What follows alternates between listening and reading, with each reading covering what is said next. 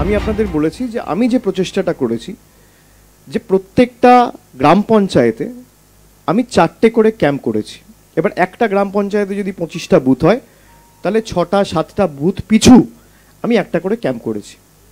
রাজ্য সরকারের যে ব্যবস্থা রয়েছে, রাজ্য সরকারের পিএইচসি রয়েছে, মেডিকেল কলেজ রয়েছে, হাসপাতাল রয়েছে, রুরাল হাসপাতাল রয়েছে, সুস্বাস্থ্য কেন্দ্র রয়েছে, সাব সেন্টার রয়েছে, সেগুলো ব্লক ওয়াইজ রয়েছে। কোথাও দেখবেন আপনি একটা জিপিতে একটা সাব সেন্টার রয়েছে।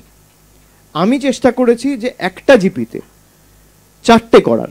কারণ অনেক মানুষের কি হয়, 4 কিলোমিটার 5 কিলোমিটার দূরে হাসপাতাল, পিএইচসি এত দূরে কি করে যাব? সবার কাছে তো 2 চাকা 4 চাকা নেই। অনেক মানুষকে হেঁটে যেতে হয়, অনেককে সাইকেলে যেতে হয়। তো কারোর বাড়ির পাশে যদি ক্যাম্প হয় সে তো আসবেই, সে কোথায় যাবে? রাজ্য সরকারের মতো যথেষ্ট করেছে, আমি আবার বলছি, কিন্তু আমি আমার মতো করে চেষ্টা করেছি যে আরো ভালো করে সংগঠিত করে কিভাবে এই ক্যাম্পগুলোকে মানুষের দোরগোড়ায় দাঁড়ে দরজায় নিয়ে যাওয়া যায়।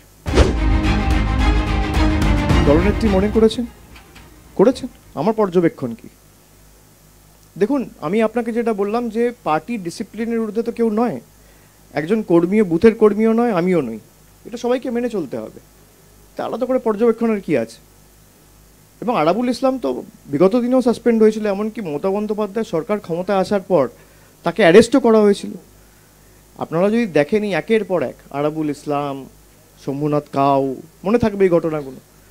তো অন্য কারোর পুলিশ করেনি, তৃণমূলের মামাটি মানুষের সরকারের পুলিশ করেছে। দলীয় শৃঙ্খলার ঊর্ধ্বে কেউ নয়। মমতা বন্দ্যোপাধ্যায় মনে করেছেন তার সিদ্ধান্ত শিরোধার্য। শান্তনু সেন তো একজন ডাক্তার, উনি যদি আলাদা করে কোনো নোবেল ইনিশিয়েটিভকে নিজের মতো করে সমর্থন করতে চায়, করবে। রাজনৈতিক দল হিসেবে তৃণমূল কংগ্রেস যদি তাকে সাসপেন্ড করে থাকে, তার তো অন্য 5টা আরও কাজ থাকতে পারে। সে স্বাধীন চেতা মানুষ, সে ঠিক করবে। তার সাথে আমার কি? মানে আমি কি বলতে পারি এই নিয়ে? আমি পার্টির জেনারেল সেক্রেটারি হিসেবে আপনি যদি আমাকে জিজ্ঞেস করেন, আমি আপনাকে বললাম যে দল সিদ্ধান্ত নিয়েছে, দলের সিদ্ধান্ত শিরোধার্য, দলনেত্রীর সিদ্ধান্ত শিরোধার্য।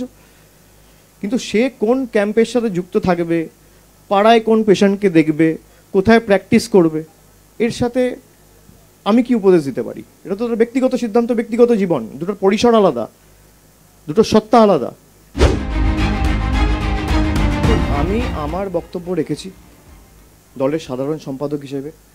আমি যতটুকু মমতা বন্দ্যোপাধ্যায়কে চিনি, জানি, ছোটবেলা থেকে দেখেছি, মমতা বন্দ্যোপাধ্যায় বয়কট, ভেঙে দাও, গুড়িয়ে দাও, সরিয়ে দাও, হাঁটিয়ে দাও, এই রাজনীতিতে উনি বিশ্বাসী নন। মমতা বন্দ্যোপাধ্যায় যদি এই রাজনীতিতে বিশ্বাসী হতেন, তাহলে আজকে যারা এইসব কথা বলছেন তাদের মধ্যে অনেকে মমতা বন্দ্যোপাধ্যায়কে একটা সময়ে আক্রমণ করেছেন, তাহলে তারাই দলে ফিরতে পারতেন না।